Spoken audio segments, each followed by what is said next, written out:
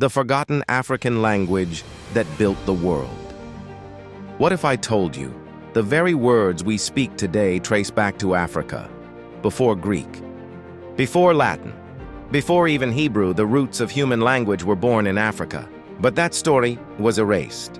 This is the lost linguistic legacy of Africa, the mother tongue of the world. The birth of language. Scientists now agree the first spoken language began in Africa over 100,000 years ago. From the Khoisan click languages of southern Africa, some of the oldest still alive, to the Proto-Afro-Asiatic tongue that gave rise to Arabic, Hebrew, and even ancient Egyptian.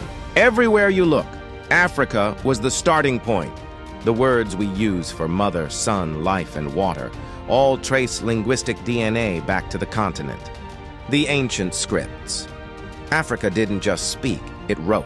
Long before Greece learned to write, Africans carved hieroglyphs in Kemet, inscribed Ge'ez in Ethiopia, and painted Ensabidi symbols in Nigeria.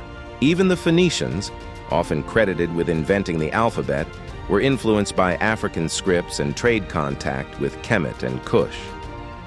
The letters you're reading right now carry the imprint of African genius, the global legacy.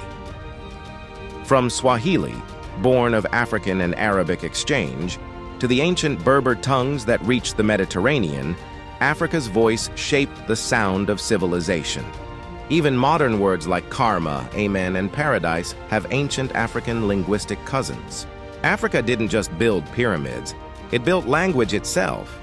The first conversations, the first prayers, the first poetry, all began here. They called Africa the cradle of humanity. But they forgot it's also the cradle of language, the root of how we think, speak, and dream.